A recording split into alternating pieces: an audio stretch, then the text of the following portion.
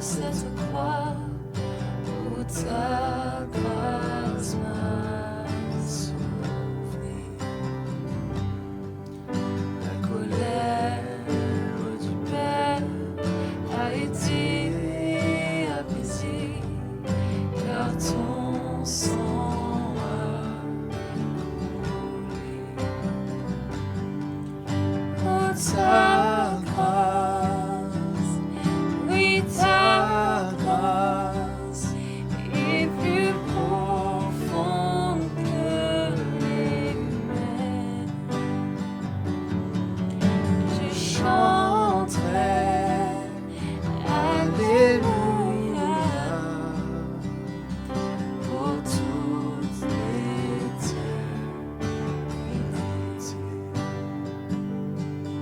Nous partageons le pain et buvons cette coupe en souvenir de toi. Car nous étions perdus, mais toi tu es venu pour prendre tous nos péchés. Oh, ta grâce, oui, ta grâce est plus profonde que les mers. Je chanterai Alléluia pour toute l'éternité.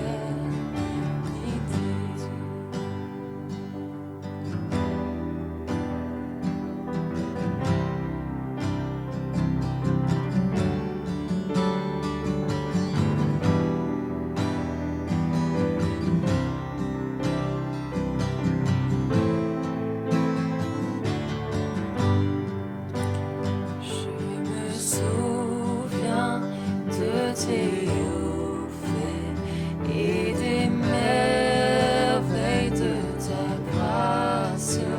Je chanterai Alléluia, Alléluia, Amen. Je me souviens de tes hauts faits et des merveilles de ta grâce. Je chanterai Alléluia, Alléluia, Amen.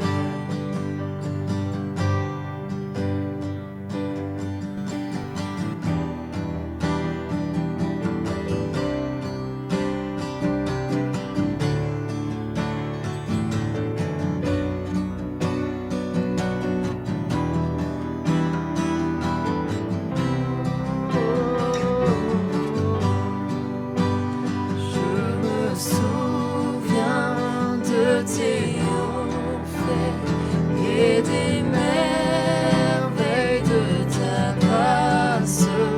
Je chanterai Alléluia, Alléluia, Amen.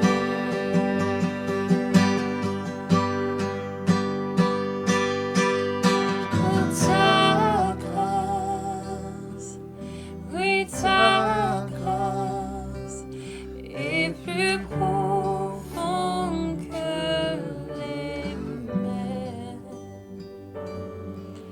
Je chanterai Alléluia pour toute l'éternité.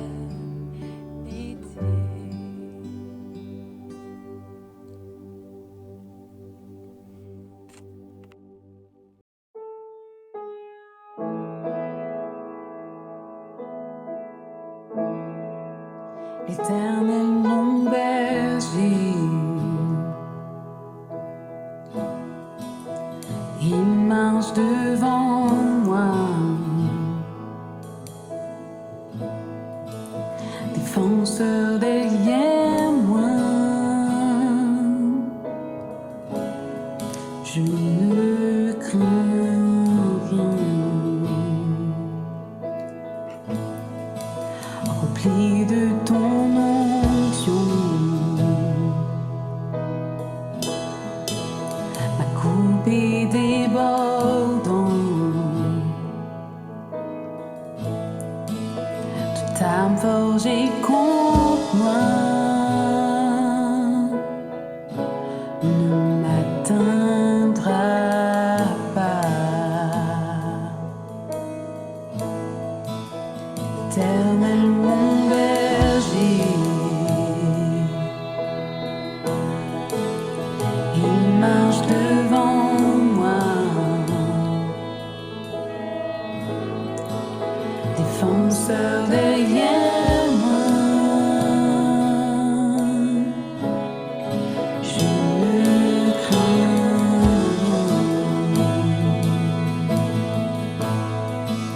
Rempli de ton onction, ma coupe est débordante.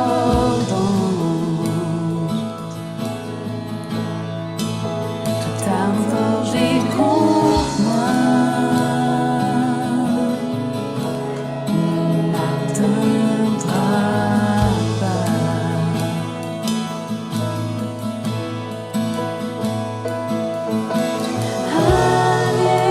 Alléluia, je ne suis pas seul.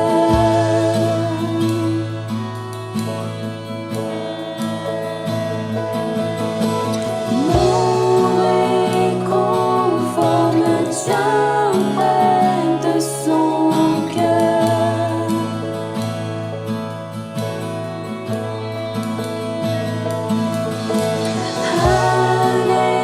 Alléluia, je ne suis pas seul.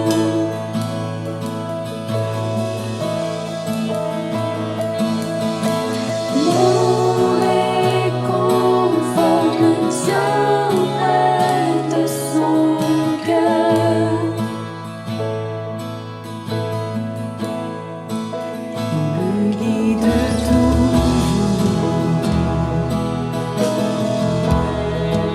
à travers les montagnes. Sa joie me rafraîchit, restaure mon âme. Sa grâce et sa bonté donnent l'assurance que je verrai sa gloire face à face. Me guide toujours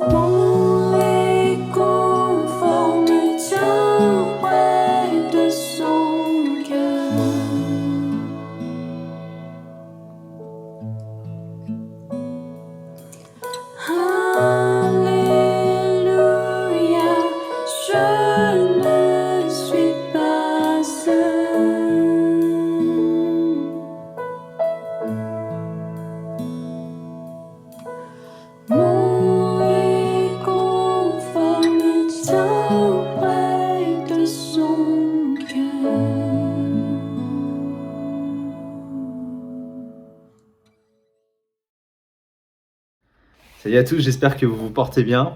Et c'est un honneur pour moi de pouvoir vous conduire dans la louange une nouvelle fois pendant ce culte en ligne. Et je vous propose de vous installer confortablement. Et même si ces derniers temps, on a peut-être pris la mauvaise habitude de se relâcher pendant les cultes et de regarder ça comme finalement une vidéo sur YouTube, je vous invite à vraiment consacrer ce temps pour louer Dieu et l'honorer et d'une manière convenable et correcte. Glorifions-le ce matin. Et je vous propose de commencer directement avec le premier chant qui dit Hosanna. Un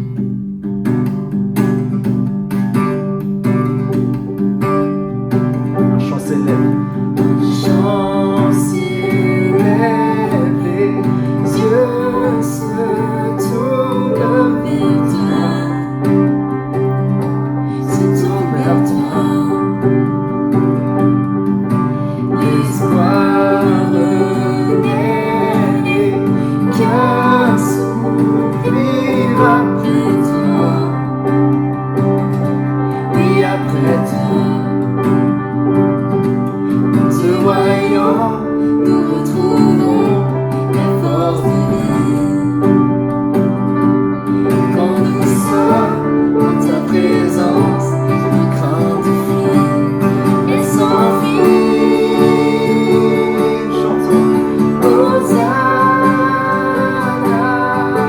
Hosanna, tu es le roi, le sauveur, à toi la gloire et l'honneur. Hosanna,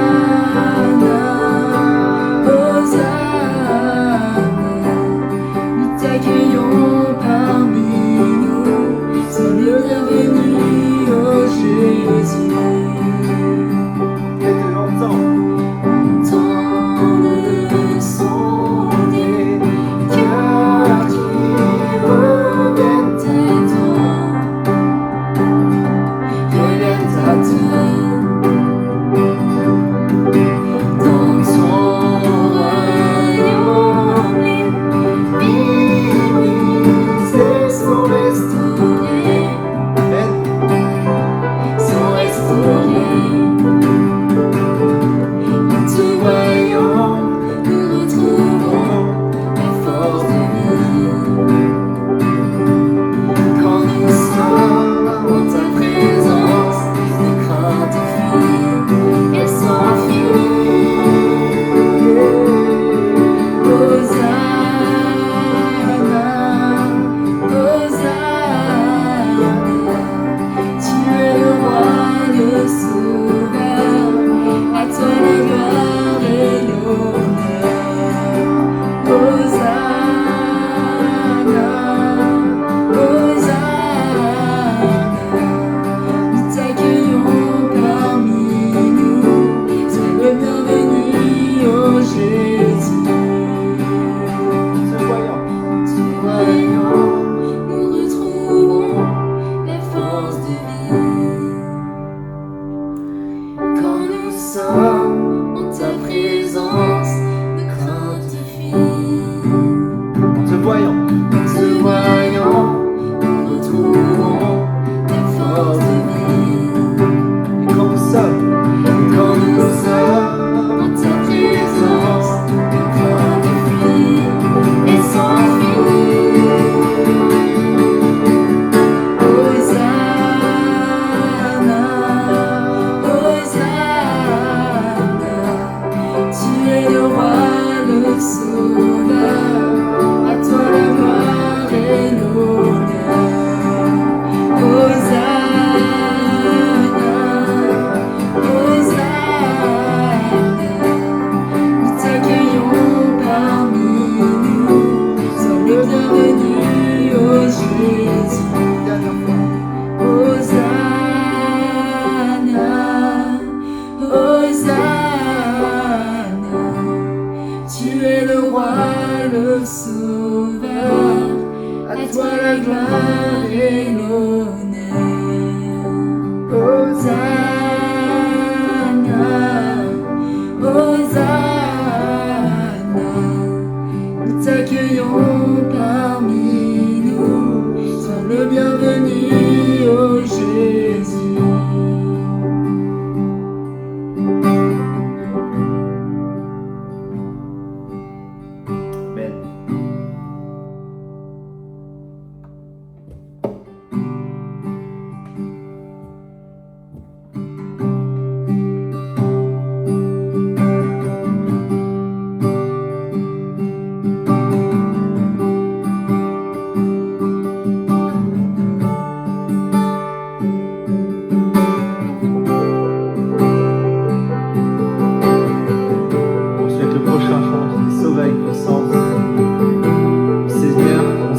il déplace des montagnes. Chantons. Sans besoin d'être aimé, d'un amour sans limite, que ta grâce coule en moi, sans besoin de pardon, de la bonté d'un sauveur, l'espoir des nations.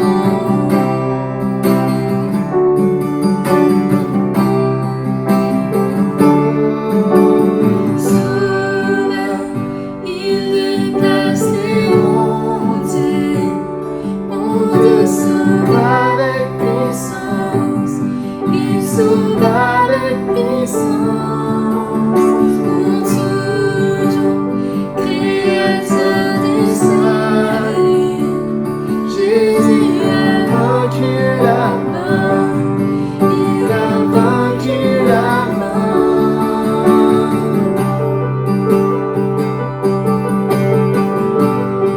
Moi, tel que je suis, mes peurs et mes échecs, viens remplir ma vie.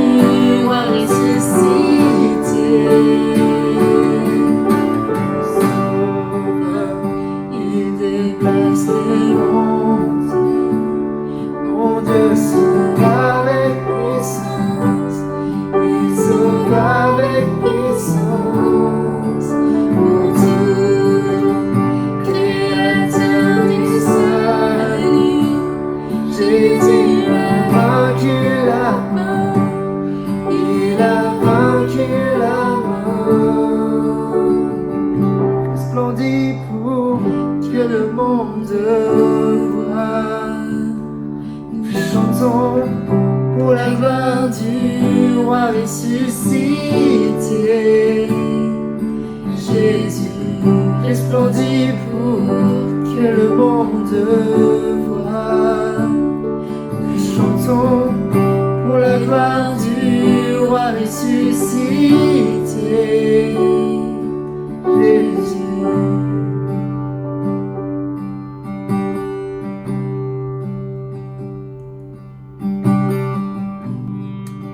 Seigneur, nous voulons resplendir pour toi. Nous voulons que, à travers nous, tu sois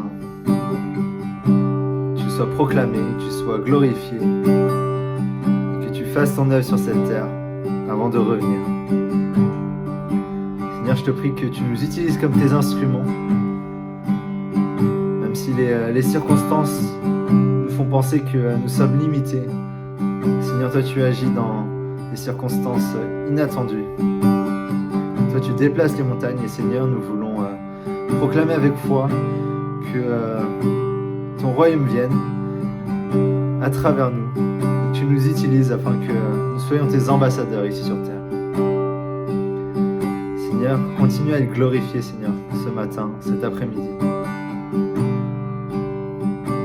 Nous élevons vers toi nos chants de louange.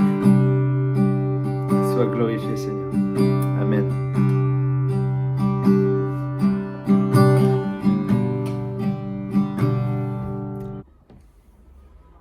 On va poursuivre avec le dernier chant. On va continuer à honorer notre Seigneur, à le glorifier, à lui rendre toute la gloire, en se rappelant de ce qu'il a fait pour nous.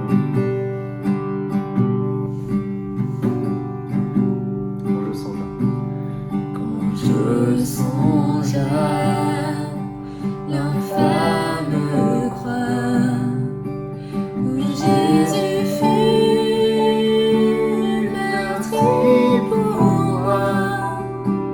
Je vois ses mains, ses pieds percés, mon sauveur au bois attaché.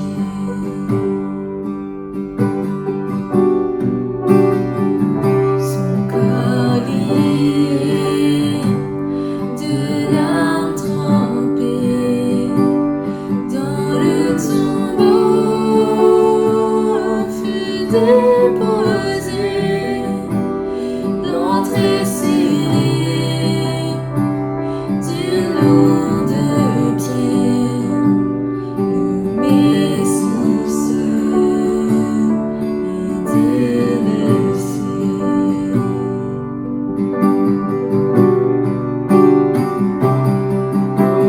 Gloire au nom de notre Seigneur.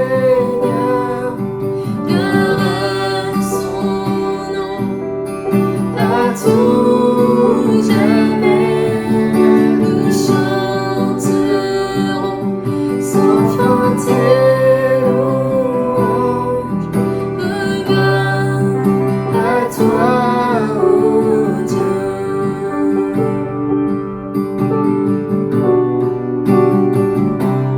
Au matin du troisième jour, Fils de Dieu ressuscité, Fils des cieux,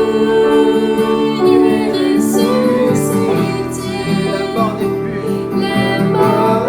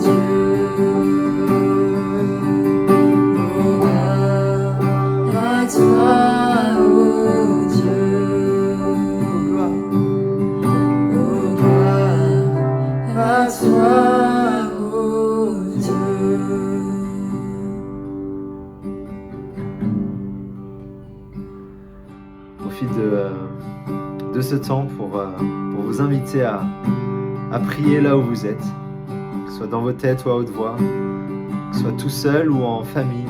J'invite à profiter de ce temps et terminer cette louange par un petit temps de prière et de méditation.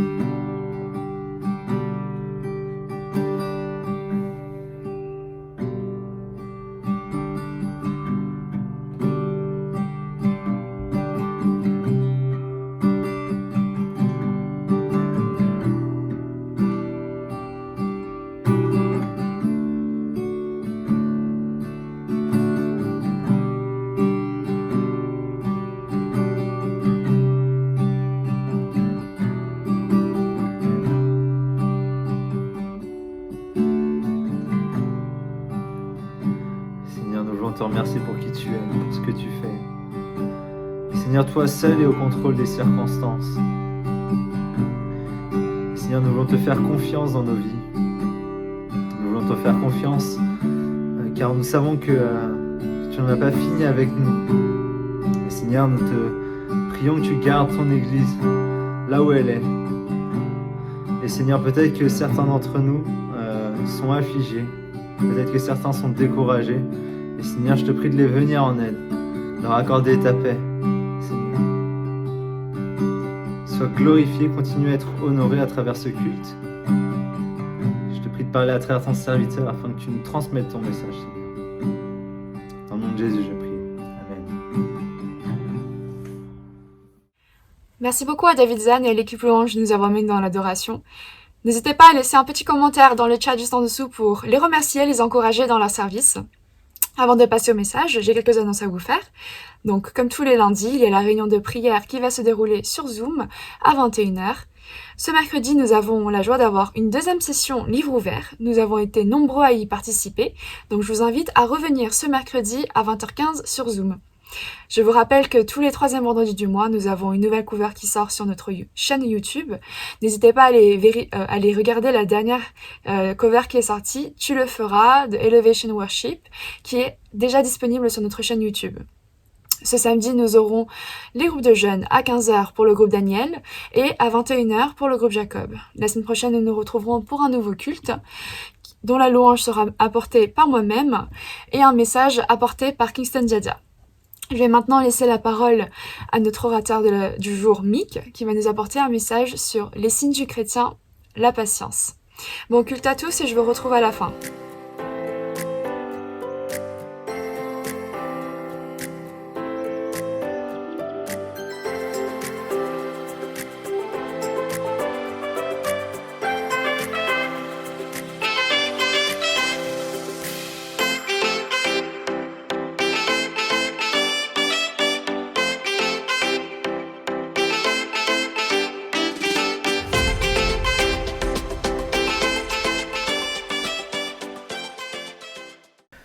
Bonjour tout le monde, c'est encore Mick, toujours en vidéo et ça me fait toujours plaisir, même si je me fais la remarque que le jour où je viendrai en présentiel en salle pour prêcher, si vous m'invitez de nouveau et ça sera avec plaisir, ça me fera bizarre de vous voir et ça me fera vraiment plaisir en tout cas. Je suis toujours honoré de pouvoir prêcher et d'être dans la rotation de cette belle série que vous êtes en train de suivre. Et là on arrive sur la partie qui parle de la patience. Donc là on parle, si je ne me trompe pas, des signes du chrétien et on va parler de la patience. Alors par contre, il faut savoir que quand j'étais plus petit, je jouais beaucoup au basket. Jusqu'à aujourd'hui je joue au basket, mais plus jeune j'étais plus sérieux, en tout cas plus discipliné, c'était 3 fois par semaine, c'était en club, c'était en compétition. Et parfois, le coach organisait des sessions de visionnage vidéo. En fait, on regardait, soit on se regardait nous-mêmes en train de jouer, soit on regardait des professionnels, et c'était des sessions de play-by-play. Action par action, séquence par séquence, c'était de l'arrêt sur image pour faire simple, où on regardait une séquence d'action, de basket, et puis des professionnels, et puis on mettait pause, et puis on commentait sur « regardez ce qu'il a fait, c'était bien », ou « regardez ce qu'ils ont fait, c'était pas bien ». Donc on prenait des notes, on discutait entre nous, et puis on remettait play, et de nouveau pause, et on commentait. Et puis on avait des notes, on ressortait de ces sessions vidéo avec une feuille remplie de notes, et c'était un peu notre base de travail pour l'entraînement, ou pour la semaine, on savait qu'on allait devoir travailler sur tel ou tel aspect du jeu pour imiter les professionnels et pour progresser. Si je parle de ça, c'est parce que je trouve que dans la Bible, il devrait y avoir pour nous les chrétiens, cet exercice de play by play. Il y a tellement d'histoires, tellement de récits dans la Bible où il y a Jésus, le modèle par excellence, le professionnel par excellence, qu'on devrait s'arrêter et faire du play by play. Alors, malheureusement pas de vidéo, par contre il y a eu des récits. Et il y a des personnes qui ont bien rapporté les événements par écrit, et ça nous parvient jusqu'ici. Donc on peut faire une sorte de play by play pour prendre des notes, pause, on commente, on analyse, on discute, on remet play, on comprend, on analyse. Et je me dis, ça serait tellement bien si on avait ces séances-là pour pouvoir mieux imiter Jésus. On est appelé à ça, être des imitateurs de Christ, pour mieux l'adorer. Parfois, on peut même imiter ses disciples, puisqu'on est appelé à être des disciples. Et dans des récits, dans certains récits, on a des très bons exemples, des très bonnes attitudes des disciples. Alors on pourrait copier et imiter ces attitudes-là durant la semaine. Donc si je vous parle de ce play by play en introduction, c'est que j'avais à cœur de vous partager un play by play sur un récit spécifique. Alors on est en train de voir ensemble la patience, mais je me disais, est-ce que ça vous embête si dans le play by play général, on prend un peu tous les éléments qui sont pertinents, tous les exemples qui pourraient nous aider à être des meilleurs chrétiens, des meilleurs disciples cette semaine, et on verra que la patience fait partie de ces critères-là. Donc, je me permets, j'espère que ce sera OK pour les organisateurs, de tout prendre. Ça serait dommage d'en laisser de côté. On va tout prendre au niveau des exemples de Jésus ou de ses disciples. Mais bien sûr, on mettra une emphase toute particulière sur la patience, parce que vous allez voir, il s'agit aussi de patience. Donc, emphase sur la patience, on va sortir le stabilo pour la patience, mais de manière générale, j'ai envie quand même de faire ressortir d'autres attributs, d'autres qualités, d'autres signes du chrétien pour notre semaine, pour nous enrichir. Et pour le play-by-play d'aujourd'hui, j'avais le choix parmi les vidéos, en tout cas les récits bibliques. Oups, c'est la chaise qui va se casser. Il y a tellement de récits intéressants, il fallait choisir quelle cassette utiliser pour notre commentaire du jour. Et je me suis dit, il y a un récit qui est raconté par les 4 évangélistes. Matthieu, Marc, Luc et Jean, ils racontent cette histoire. C'est rare. Souvent, il n'y en a que 2, souvent, il n'y en a qu'un seul, parfois, il y en a 3 sur 4. Là, les 4 en parlent. Alors, je me suis dit, ce récit est particulièrement intéressant et pertinent. C'est celui des 5 pains et 2 poissons, le miracle de la multiplication des pains. Et c'est cette vidéo, ou en tout cas ce récit, puisqu'il n'a pas été filmé, que j'aimerais qu'on commente ensemble en mettant play, pause, en prenant des notes. Donc prenez des notes si vous avez de quoi noter, pour ensuite mieux imiter Jésus, et éventuellement ses disciples, s'ils ont une bonne attitude de disciples, pendant la semaine. Et voir aussi comment la patience se manifeste dans ce récit. Les 5 pains et 2 poissons. Alors, cette histoire est racontée par les 4 évangélistes, je le disais. Donc, si vous voulez la suivre dans vos Bibles, prenez celle de Marc, plutôt. C'est dans Marc 6, les versets 30 à 46. Marc, chapitre 6. Matthieu en parle dans son chapitre 14, Luc dans son chapitre 9, Jean dans son chapitre 6. Ce que j'ai fait, moi, j'ai pris Marc, mais j'ai pris les éléments un peu des autres évangélistes. De Matthieu, qui parfois complète un peu ce que Marc ne dit pas, ou Luc qui ajoute un détail, ou Jean qui en ajoute un autre.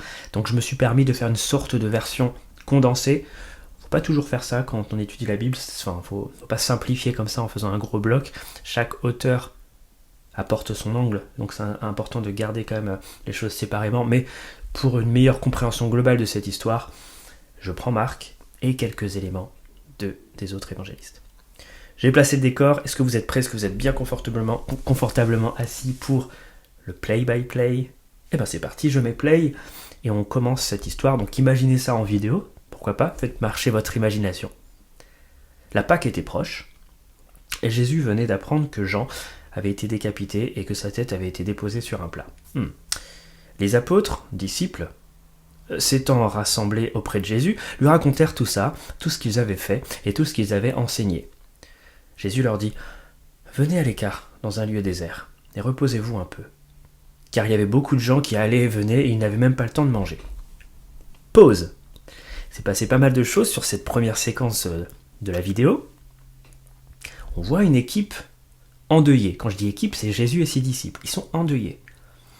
Il y a une ambiance lourde et pesante. Pourquoi ? Parce qu'on vient de comprendre qu'il y a eu un décès, Jean, et pas n'importe, dans des conditions assez tragiques et dramatiques, décapité, bon, c'est assez gore, c'est assez pesant. Donc là, les disciples ont besoin de parler de ça. On voit, ils racontent ce qui s'est passé, la nouvelle qu'ils ont apprise. Donc ils en parlent à Jésus. Donc le groupe, je pense, est sous une atmosphère assez lourde et pesante. C'est un deuil. On n'est pas forcément joyeux en train de faire la fête. Mais le fait que les disciples ont besoin de parler de cette histoire à Jésus, mais aussi on voit dans le verset qui disait raconte ce qu'ils ont fait, les miracles qu'ils ont fait, etc. Moi je trouve ça beau. Première chose que j'ai notée quand j'ai lu cette histoire, je fais waouh, Jésus écoute.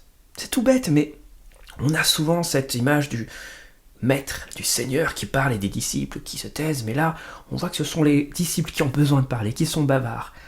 Et on a tendance à oublier cet aspect du Jésus qui est à l'écoute, qui est plein d'amour, plein de respect et d'affection envers ses disciples. Il les écoute parler, raconter leur vie, raconter leurs histoires. Il s'intéresse à eux. Il n'y a pas cette distance hautaine qui les empêcherait de s'adresser au grand Seigneur. Non, ils vivent ce deuil ensemble, ils vivent ensemble en tant que frères.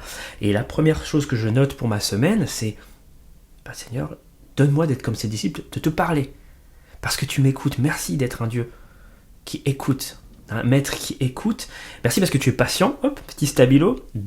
Jésus est patient. On était censé parler de la patience du chrétien, mais je pense qu'on pourrait pas mal commencer sur Jésus l'est lui-même. Dans ses relations, Jésus montrait de la patience. Il est à l'écoute. Donc apprends-nous à nous confier en toi, Jésus, davantage. Dans le deuil, dans la fatigue, dans la déprime pesante du Covid, mais aussi dans nos réussites, dans nos accomplissements.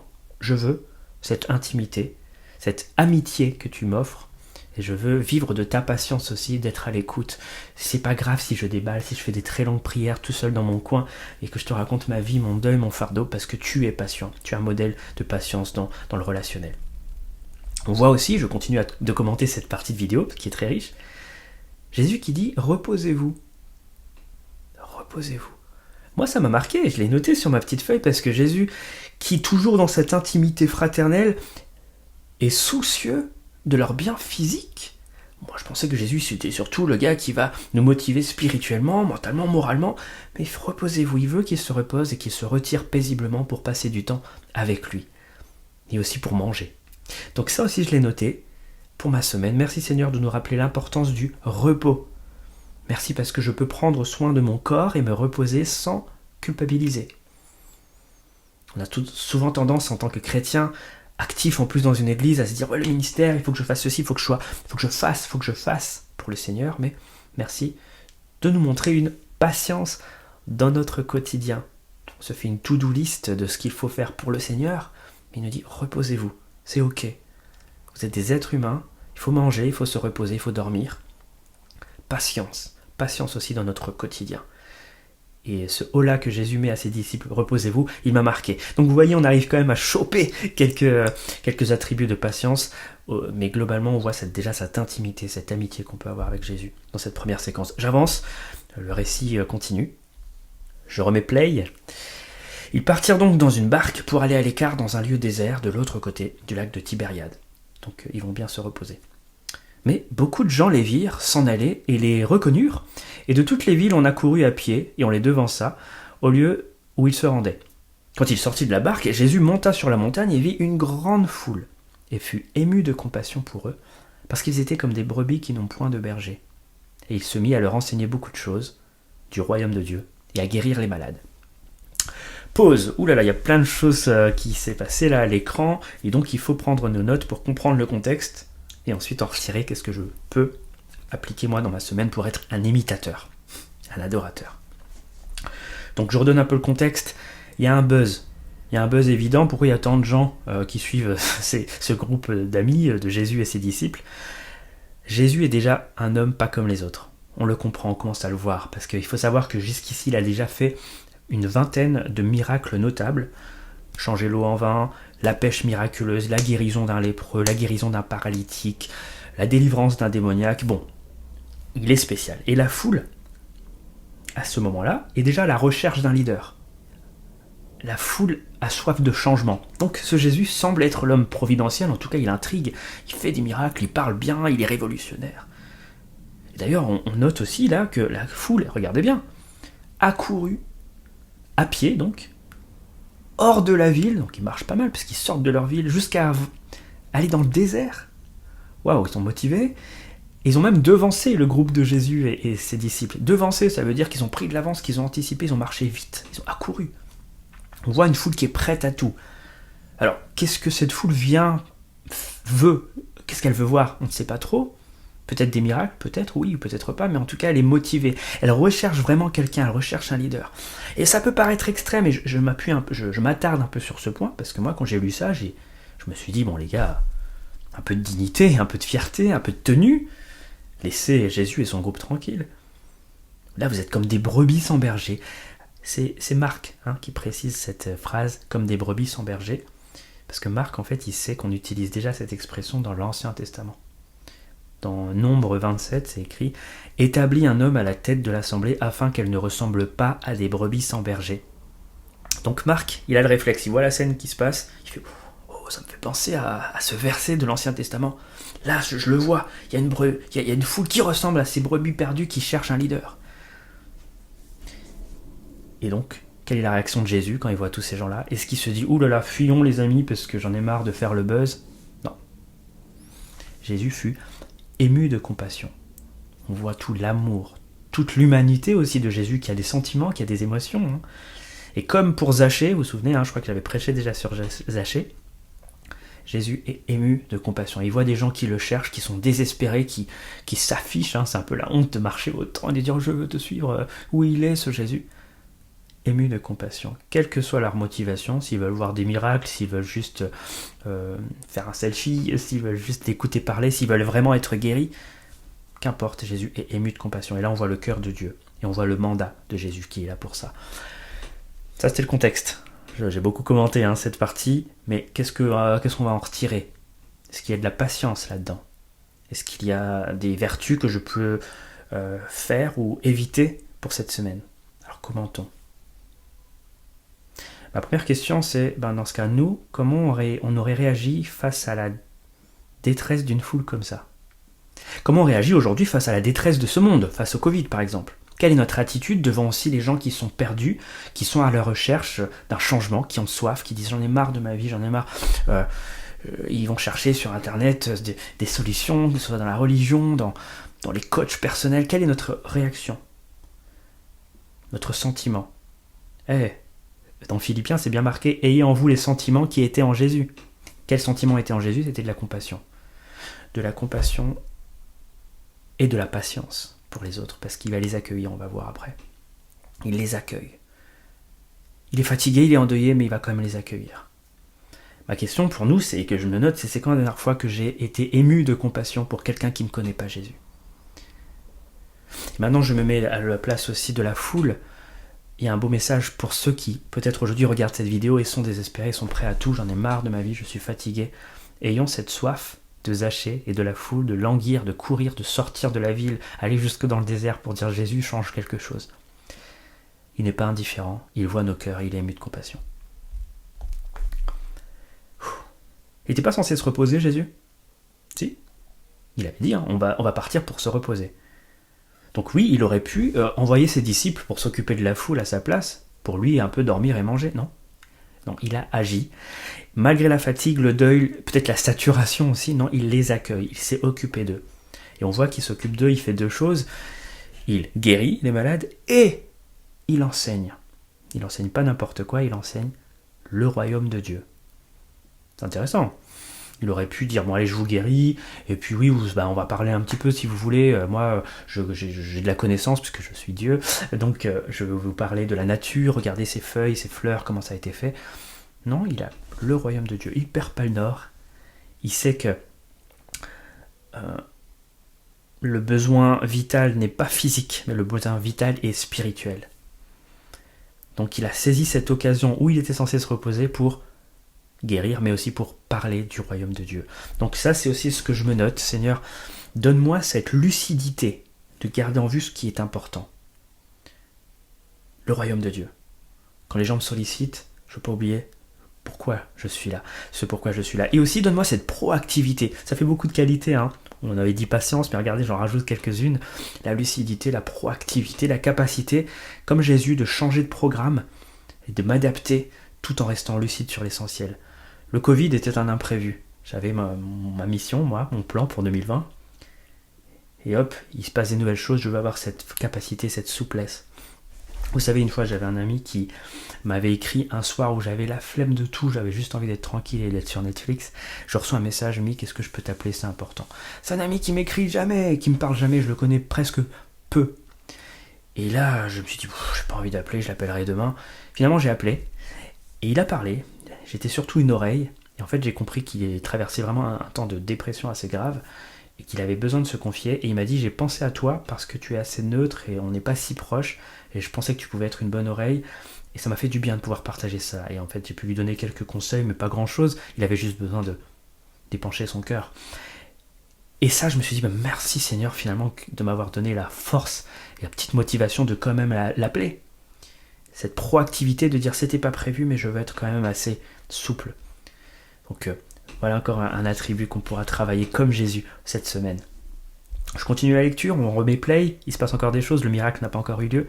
Ça fait combien de temps que je parle? Je sais pas, 17 minutes, je ne vais pas trop m'étaler, mais c'est passionnant de noter toutes ces qualités de Jésus et de ses disciples. Comme la nuit tombait, ses disciples justement s'approchèrent de lui et lui dirent « Mais ce lieu est désert et l'heure est déjà avancée, renvoie-les, afin qu'ils aillent dans les campagnes et dans les villages des environs pour s'acheter de quoi manger. » Et Jésus leur répondit « Donnez-leur vous-même à manger. » Mais ils lui dirent « Mais il faut acheter du pain pour 200 deniers et leur donner à manger ?» Et il leur dit « Combien avez-vous de pain? Où irons-nous en acheter? Allez voir. » Il dit cela à Philippe pour l'éprouver, car il savait ce qu'il allait faire. André s'en assura avec l'aide des autres et dit « Bon, un jeune garçon a 5 pains d'orge et 2 poissons. » Jésus dit « Apportez-les-moi. » Alors il leur commanda de les faire tous asseoir, par groupe, sur l'herbe verte. Ils s'assirent par rangées de 100 et de 50. Pause. Waouh, il se passe tellement de choses là, je vais essayer d'être efficace et rapide. On arrive donc au moment problématique de la nourriture. Il y a du monde, il se fait tard, c'est le désert, donc les disciples, à juste titre, s'inquiètent un peu. Mais qu'est-ce que Jésus leur dit très vite? Vous leur donnerez à manger. Donc, Jésus veut qu'ils participent, qu'ils soient responsabilisés. C'est d'ailleurs eux qui vont distribuer les éléments, c'est pas Jésus. Donc ça, je l'ai noté tout de suite. Le disciple, un bon disciple, est responsabilisé. Jusqu'ici, les disciples ont pu voir Jésus à l'œuvre en train de faire des miracles en solo. Donc là, il pouvait le faire encore en solo, il peut en faire d'autres, il le savait. Mais non, là, cette fois-ci, vous allez participer. Quel honneur, quelle pression aussi, ça a dû être un peu nouveau pour eux. Et Jésus veut donc qu'ils s'engagent dans l'action. Vous voyez, hein, il leur dit comptez, et puis mettez-les en rangée. Voilà, il les sollicite. C'est pas juste regardez ce qu'il se passe. Allez-y, comptez, apportez-les. Il y a plein de verbes d'impératifs, d'action. Et ça, je l'ai noté aussi parce que beaucoup de chrétiens, et j'en fais partie malheureusement, sont très visionnaires. C'est très beau de dire, oui, on va prier pour ça. Dieu fera, je suis certain, il faut que. Et parfois, Jésus attend de nous qu'on mette un peu les mains dans le cambouis, qu'on enclenche l'action. Et je pense un peu à tous ces sujets sociétaux, les injustices qu'on voit, les manifs. C'est une bonne chose de dénoncer les injustices. On a parlé récemment des lois sur le séparatisme, on a vu des chrétiens se lever, parce que c'est pas tout de dire on va prier contre ça. Il y a des gens qui se lèvent, qui lèvent la voix, qui font des démarches pour dire on n'est pas d'accord, il faut faire attention. Aller vers la veuve et l'orphelin, c'est pas simplement prier pour eux, il y a des démarches concrètes à faire. Donc ça, je l'ai noté, être responsabilisé et s'engager dans l'action. Après, vous allez me dire, mais il n'y avait que 5 pains et 2 poissons. Clairement, il n'y a pas assez, il ne faut pas se leurrer, il y a beaucoup de gens. Et Jésus, lui, il sait ce qu'il fait, mais nous, on ne sait pas, mais il sait. Et j'aime la petite provocation là qu'il fait à Philippe, qu'il le teste, il l'incite, vas-y. Comment on fait alors? Comment on fait? Il n'y a pas de magasin dans les alentours, mais on va les nourrir. Comment on fait? Il nous incite, en fait, il veut qu'on ait une foi réfléchie et qu'on se rende compte très vite nos limites pour enclencher justement une foi.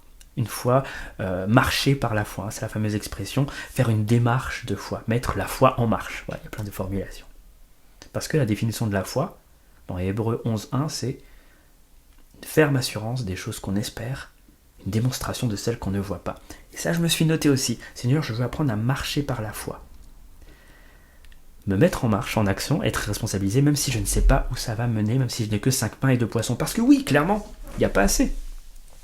Pourquoi se montrer si consciencieux? Et là, on est dans une perle. Là, il faut bien se concentrer, parce que là, on arrive à la patience, justement. Pourquoi perdre son temps à mettre les gens en rangée de 100, puis de 50? Rappelez-vous, il y a plus de 5000 personnes. En 5000 personnes, c'est que les hommes, on compte même pas les femmes et les enfants, donc on pense qu'il y a à peu près presque 10 000 personnes avec que 5 pains et 2 poissons. Vous avez ça en ressources et Jésus vous dit, allez, mettez-les en rang.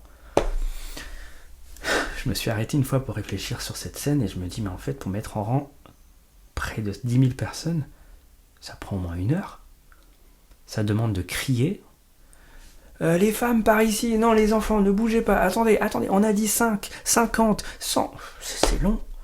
Tout ça en se disant, mais en fait, on n'a que 5 pains et 2 poissons. On les met en rang pendant 1 heure. Tout ça pour leur dire, bon, bah finalement, il n'y a que 7 personnes qui vont manger. Ça, c'est une démarche de foi. C'est dire, en fait, on va faire ce qu'il nous dit, mais on n'a rien. Est-ce que ça va marcher? Je ne sais pas. Mais il m'a donné l'ordre de mettre les gens en rang parce qu'il m'assure que ça va le faire. Ça va le faire. Et ça, c'est de la patience. Donc, Seigneur, donne-moi la patience de mettre les choses en forme, de continuer à faire ma part. J'y reviens toujours à ma petite chanson du colibri, mais je fais ma part, je ne sais pas ce qui va se passer. Pourquoi aller à l'église et préparer toujours la salle et faire ses vidéos si on ne sait pas encore pour combien de temps, c'est quand le retour à la normale après le Covid? C'est dérisoire, il n'y a clairement pas assez de ressources. C'est un peu comme la veuve, vous savez, qui parle à Élisée dans l'Ancien Testament et dit « Mais j'ai plus rien du tout chez moi, à part un petit vase d'huile. » Tout allait se produire à partir de ce vase d'huile. Mais elle pensait qu'elle avait... C'est dérisoire. Qu'est-ce que Jésus répond à tous ceux qui disent « Mais on n'a pas assez, on n'a que 5 pains et 2 poissons, on n'a qu'un vase d'huile. » Jésus répond « Apportez-les-moi. » C'est aussi simple que ça. David, le peu que vous avez, apportez. Apportez vos humbles ressources, une petite foi de petite grain de moutarde, et regardez-moi opérer et pourvoir à vos besoins. Faites votre part avec le peu que vous avez. Et c'est lui après qui fait le miracle. Mais on apporte. Alors moi je pense à tous ceux qui sont un petit peu désespérés mais qui ont à cœur, qui sont convaincus que Jésus leur dit j'ai envie de faire un groupe de maison, mais j'ai qu'à 30 mètres carrés ou j'ai qu'un canapé. Apportez-les-moi. T'inviteras qu'une seule personne, mais c'est déjà bien. Je pense à ce père de famille ou cette mère de famille qui dit j'aimerais... j'ai très peu de connaissances bibliques, mais j'ai vraiment à cœur de lire la Bible en famille. Apportez-les-moi. J'ai plus de force, j'ai que ça de force pour m'occuper de mon fils handicapé. À quoi bon? Eh bien, apportez-le-moi. Je pense à cet étudiant qui dit, il me reste ça, Mick, il me reste ça de motivation et d'espoir pour me lever le matin et continuer à faire mes études. Apportez-les-moi, ça suffit. Et laisse-moi opérer, laisse-moi te surprendre et multiplier les choses. Puisqu'il faut vraiment s'engager dans le ménage ou dans les travaux de l'église, etc. J'ai pas beaucoup de force, j'ai pas beaucoup de moyens, ou bien je suis immobilisé par mon handicap. Apportez-les-moi. Et là, on arrive à la fin de... Ça fait combien de temps? Désolé, je check un peu le temps parce que je me mets à votre place aussi. 24 minutes, c'est bientôt terminé, parce que c'est la fin du récit. Je remets play une dernière fois. Il prit les 5 pains et les 2 poissons, et levant les yeux vers les ciels, il rendit grâce. Puis il rompit les pains et les donna aux disciples, afin de les distribuer à la foule. Il partagea aussi les 2 poissons entre tous. Tous mangèrent et furent rassasiés. Et l'on emporta 12 paniers pleins de morceaux de pain et de ce qui restait des poissons, sur demande de Jésus, qui voulait que rien ne se perde. Ceux qui avaient mangé les pains étaient 5000 sans les femmes et les enfants. Donc 5000 hommes sans les femmes et les enfants. Ces gens, ayant vu le miracle que Jésus avait fait, disaient « Celui-ci est vraiment le prophète qui doit venir dans le monde. » Mais Jésus, sachant qu'ils allaient venir l'enlever pour le faire roi, obligea ses disciples à monter dans la barque et à passer devant lui, de l'autre côté, vers Bethsaïda, pendant que lui-même renverrait la foule. Quand il l'eut renvoyé, il s'en alla sur la montagne pour prier seul. Pause, où le miracle a eu lieu. Donc là, on l'a vu à l'écran. Qu'est-ce qu'on peut noter pour nous? Jésus a multiplié, donc c'est Jésus qui a fait le miracle. Les disciples ont enclenché quelque chose, mais c'est Jésus, comme d'hab, qui fait le miracle. En vrai, il n'a pas vraiment besoin de nous, mais c'est trop beau et quel honneur qu'il nous mette à contribution. En plus, il y a des restes, on l'a vu, il y avait des restes, donc il fait au-delà de ce qu'on espérait ou même pensait. Mais moi, je vois que Jésus, à la fin, vous l'avez vu dans le récit, il oblige les disciples à partir. Oblige. Au milieu du buzz et du succès, moi je comprends que les disciples aient eu envie de rester. Regardez, on a pu tous manger. Waouh! On part, dit Jésus. Mais non, Seigneur, attends. Il y a un moment de ouf là, on peut capitaliser, on peut évangéliser, c'est le moment. On part.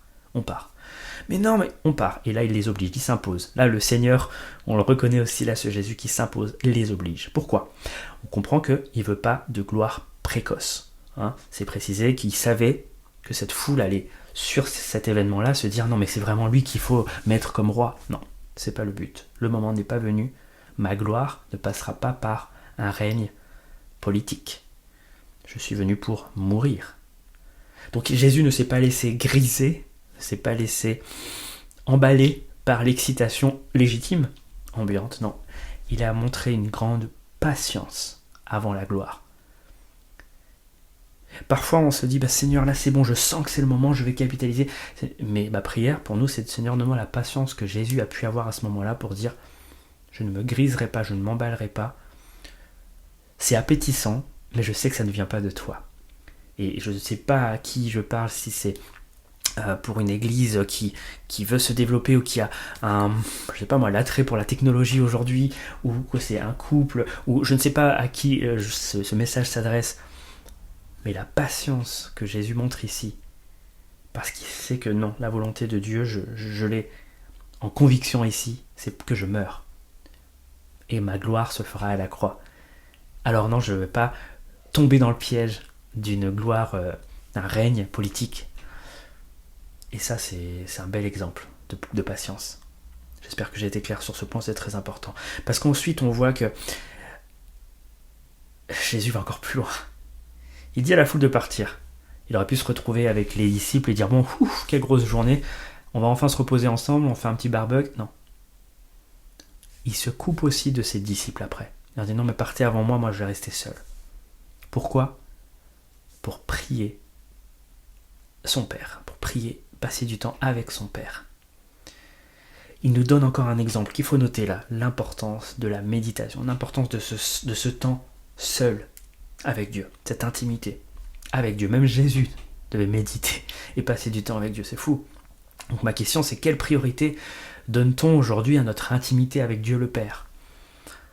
Dans notre planning de la journée, dans notre rush du quotidien, est-ce qu'on est assez patient pour se dire « je coupe » ? Il y a encore cette notion de patience. Je coupe. J'arrête, oui, ça va attendre. Parce qu'il y a une priorité à donner à ma relation avec Dieu. Ma santé spirituelle passe là. On avait vu que Jésus était préoccupé par la santé spirituelle et physique de ses disciples, de la foule. Oui, on va vous guérir, oui, on va passer un temps pour manger, mais à chaque fois, c'était le royaume de Dieu aussi. Et on voit que pour lui-même, il a cette patience pour lui, de se dire, on va pas faire la fête tout de suite, les gars, on va pas se reposer tout de suite ensemble, moi, je vais encore passer du temps avec Dieu. Waouh, alors, je m'arrêterai là. Et je sais pas à quel point vous avez rempli votre feuille de notes. Il y avait plein de choses à retenir, des bonnes attitudes des disciples, mais surtout de Jésus. Et sur le thème de la patience, on a repéré pas mal de choses que je me permets de récapituler si besoin. La patience d'avec les autres, la patience du chrétien d'être plein de compassion, d'être à l'écoute. Et ça, Jésus l'avait. La patience avec moi-même. J'ai envie d'être actif, j'ai envie de faire plein de choses, mais je dois comprendre qu'il faut le rythme de Dieu, le temps de Dieu et l'importance du repos aussi. Et que c'est pas cette société qui va à 100 à l'heure et cette société d'activistes qui va me l'imposer. La patience dans le travail. On va pas voir le résultat tout de suite, mais je vais faire ma part, je vais mettre les gens en rangée, je vais m'organiser, je vais faire les petites choses avec la petite foi d'un grain de moutarde, mais je vais être patient aussi, sans voir forcément les fruits immédiatement. Je veux cette patience du chrétien. Et enfin, la patience dans les promesses de Dieu. Ça aussi, c'est un attribut fort du chrétien. Il sait les promesses de Dieu et il s'engage. Et les disciples ont fait preuve de patience finalement en se disant « Jésus a dit que ça va le faire, ça va le faire ». Voilà à quoi on reconnaît un bon chrétien, selon la Bible, par sa patience aussi. Et je pense que la foule a été émerveillée par l'attitude de Jésus, mais les disciples aussi ont dû être émerveillés par l'attitude de Jésus, tout ce qu'on a pu noter là, tous les bons réflexes que Jésus a eus. Voilà pour aujourd'hui. Je me permets de prier si ça vous va. Ah bah ça fait 31 minutes, c'est parfait. Je vais prier pour vous, et pour moi aussi, j'en ai besoin. Et j'espère que cette prédication vous a encouragé. Merci Seigneur pour tous les récits de la Bible, qui sont des véritables vidéos d'inspiration, et qui ne se démodent jamais. Merci pour ce petit play-by-play qu'on a pu faire ensemble, et qui nous enrichit. Merci parce que même si cette histoire est connue, on a l'impression d'avoir découvert ensemble des nouvelles facettes de ta personne, mais aussi des disciples et du cœur de l'homme. Seigneur, ma prière, c'est que pour l'église de Belleville, ainsi que pour moi-même, pour ma femme, pour nos familles respectives, on soit des meilleurs imitateurs de Jésus cette semaine, pour être des meilleurs adorateurs. Accorde-nous ta patience, la patience qui vient de ton esprit, dans les situations tendues, ou dans les frustrations de notre quotidien. Donne-nous ta patience qui va te glorifier, qui va nous donner ta paix. Je te remets ces choses au nom de Jésus. Amen. Bon dimanche et très bonne semaine à vous. Et encore merci pour votre invitation et vos sollicitations. J'espère qu'on se retrouvera bientôt. Salut! Merci beaucoup Mick pour ton message sur la patience. Vous pouvez toujours retrouver ce message sur notre chaîne YouTube en replay. Vous pouvez également retrouver toutes les informations concernant les annonces sur notre site epcp-cf.fr où il y a les liens qui vous permettront de participer aux différentes activités de l'Église.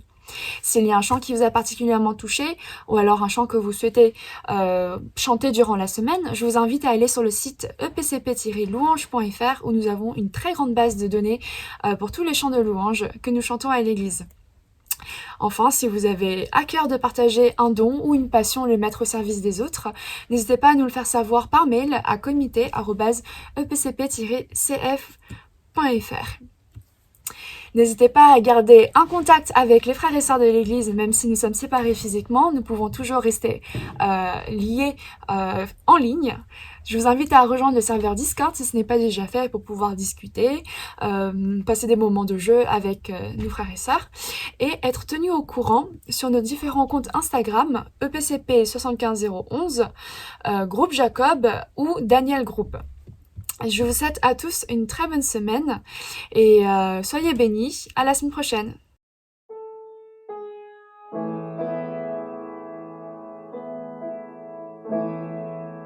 L'Éternel mon berger,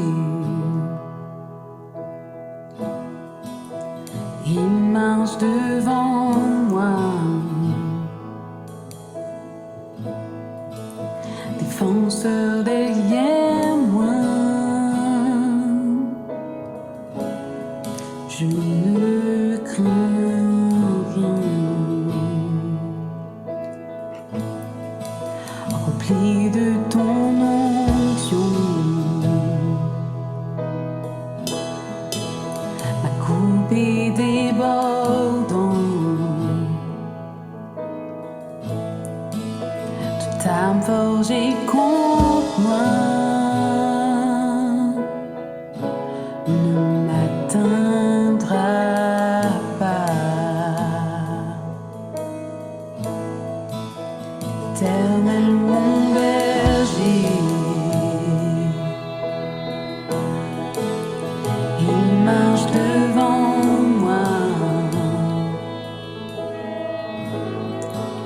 défenseur derrière moi. Je ne crains rien.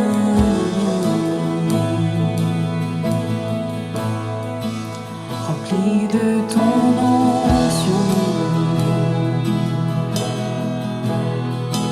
ma coupe est débordante. Toute âme forgée contre moi ne m'atteindra pas.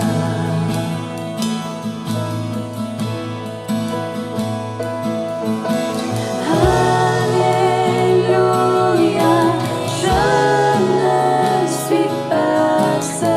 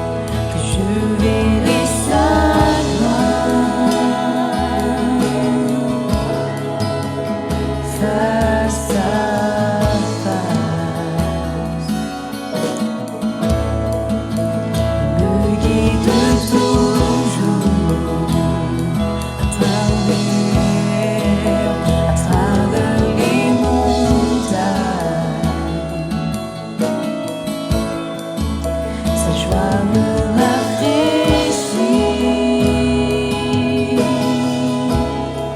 restaure mon âme.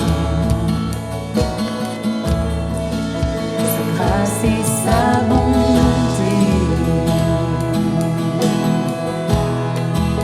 me donnent l'assurance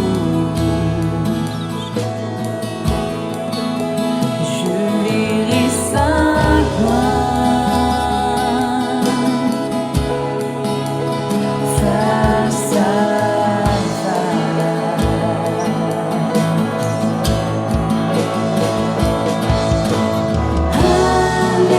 Alléluia, je ne suis pas seul.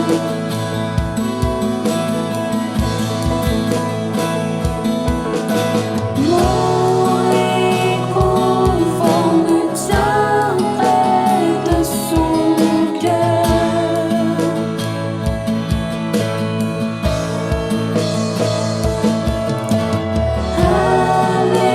Alléluia, je ne suis pas seul.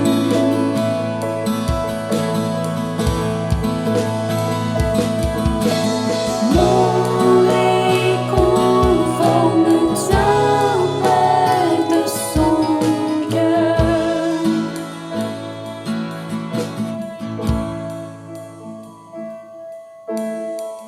Ton esprit vit